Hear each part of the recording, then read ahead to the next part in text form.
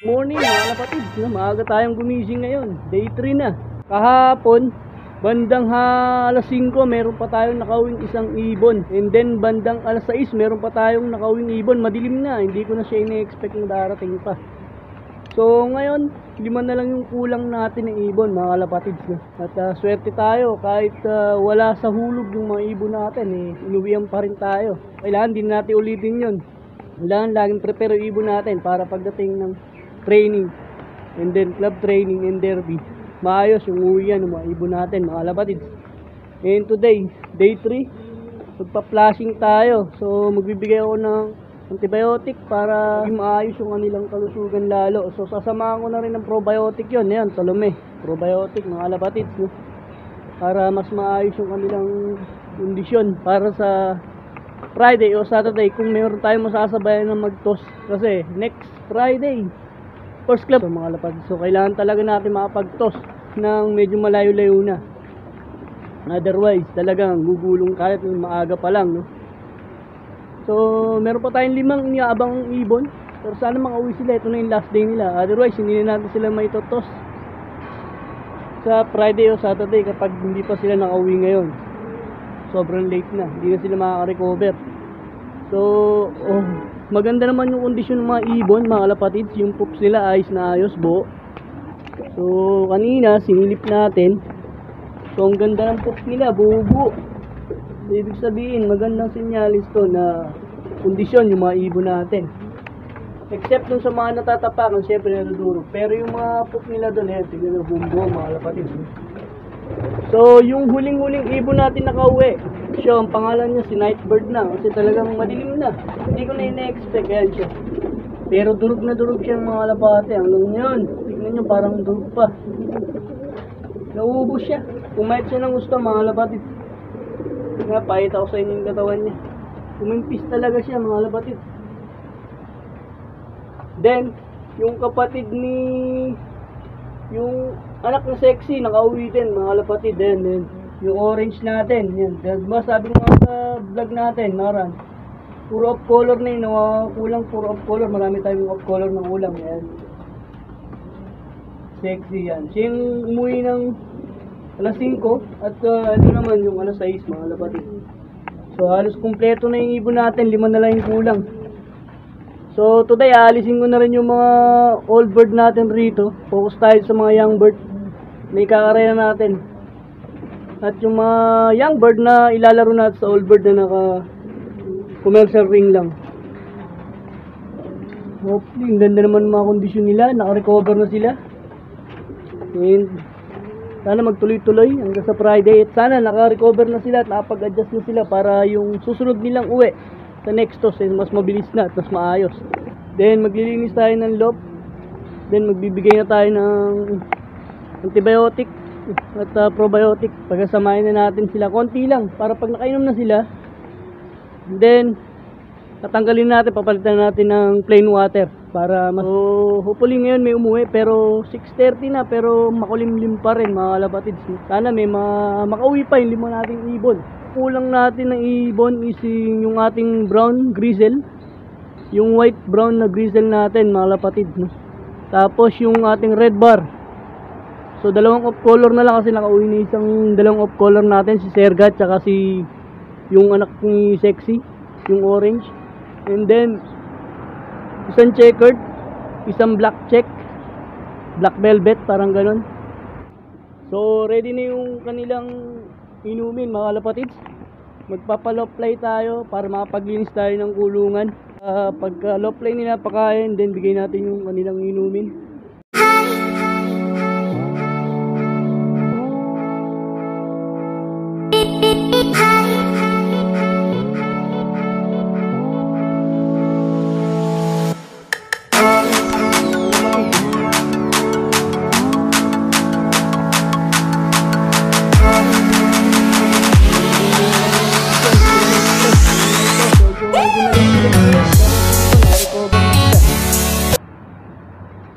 Ayan, umaangat na sila mga kalapatid, no?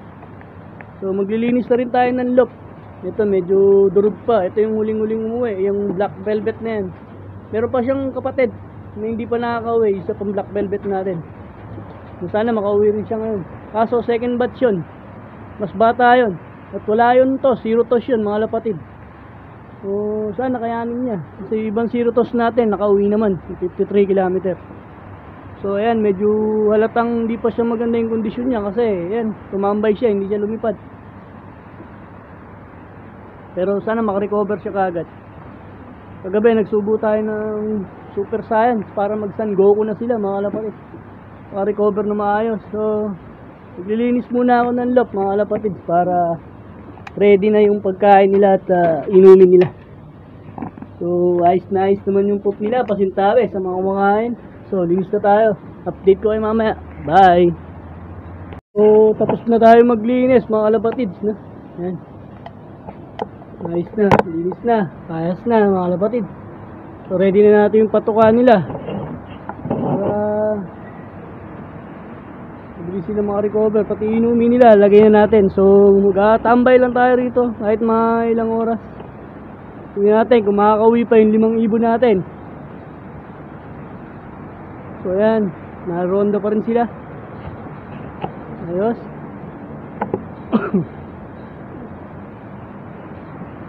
So update ko na lang kayo ulit mga kalapatids. Bye. So nakapaglagay na tayo ng patukan nila mga kalapatids. At lalagay na natin yung painuman nila mamaya. So pag nakainom na sila lahat ng antibiotic at probiotic, papalitan na natin ng plain water yan mga kalapatids. Grabe, nalipad pa uli sila. So yung mga nakababae lumipad pa rin. Grabe, ang ganda ng kondisyon nila ngayon. Sana all. Tayo medyo masama pairamdam natin at kababalik nga lang natin galing Pinas mga lapatid. Yan, mababa na sila. So sana magtuloy-tuloy yung magandang kondisyon nila hanggang sa derby mga lapatid.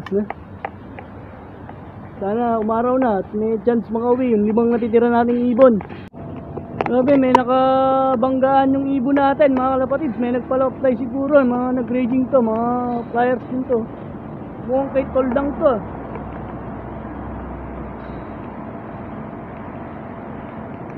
Oh? Yun na nga mga kalapatids, no? Lumabas na si Haring Araw, yan. Simula na, oras natin 7:30. Pero malabo pa rin yung daan, mapapansin nyo, maulap pa rin. Ang ibon natin natitira, wala pa rin paramdam. So hanggang hapon, yun na lang ang taning sa kanila. Kung hindi, sigurado mapupulutan na sila ron ng mga falcon. So may dagit tayo, mga kalapatid. Ang gandang grizzle. So double bond.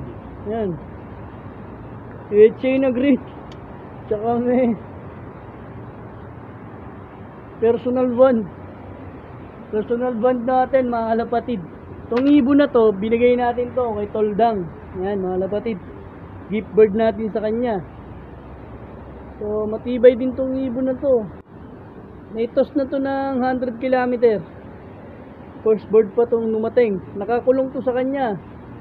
Tapos nung nagka-training kinabukasan, sinama ko sa bumalik dito, sinama ko sa training 100 km. Nag first bird pa. So half sibling to ni Naruto at Boruto mga kapatid, yung dalawang grizzle natin na nilaro natin ng 100 days old young bird challenge. Yung isa nag number 4, isa nag number 10. So papakawalan na natin siya para bumalik na doon kay Toldang. Sa flyers na rin daw to.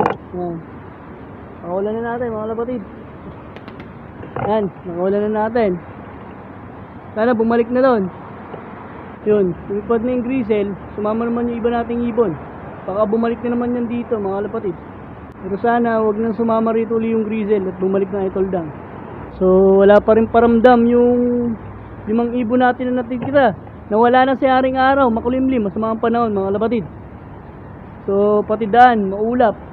Tingin ko hindi na nila kakayanin makauwi ngayong araw na to. 2,000 years later.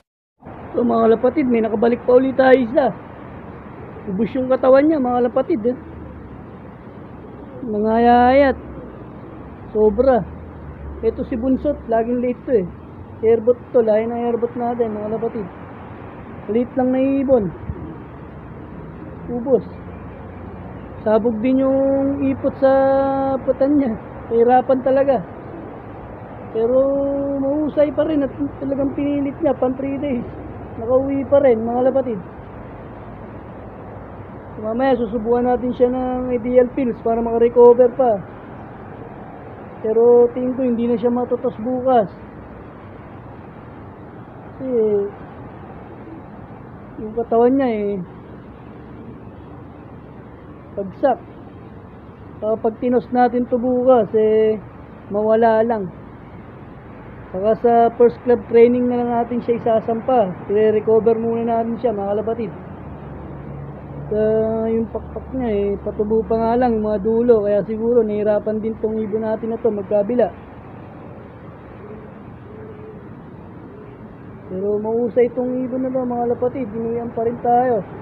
So kulang na lang na yun ang 4 mga kapatid.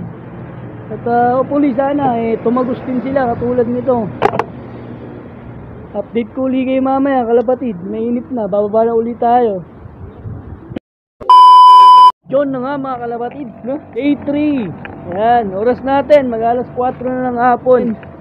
Kanina may nakabalik pa nga mga ibon sa atin mga kalapatid, 2. So 2 na lang yung kulang natin. At yung bar natin nakabalik na. Ayan, mga kalapatid. So ito yung red bar natin, ayan, medyo basag pa siya mga kalapatid. Ayan. Nakabalik na siya, pero mukhang bugbog sarado. Mga kalapatid. Kanina nga umaga, kala ko nakabalik ngayon ng maaga. Napagkamalang ko ito. Ayan, itong red bar na yan. Gumuronda kasi yan. Pero ito nga, bandang alauna. Ayan, dumating yan. Napatid. So, 2 na lang yung hinihintay natin. Pero tingin ko, hindi na sila makakauwi. 3 araw na ngayon. Ito na yung last day nila para makauwi. So, tingin ko, doon na sila titira. So, ito yung 2 nakabalik. Yan, checkered, tsaka yung red bar natin. Bukas magtotos ulit tayo, 75 km naman mga kalapatid. Okay naman yung kondisyon nila. Kaya lang makauwi sila na maayos bukas at magbago na yung performance nila mga kalapatid. Nakapag-adjust na sila. So kailangan maganda na rin yung ilipad nila bukas mga kalapatid. So dito ko natatapusin yung video ko mga kalapatid. Maraming salamat sa panonood. Don't forget to like, share, and subscribe. Alan Love TV. Bawalan sad, happy lang. Happy flying sa atin lahat mga kalapatid. Bye!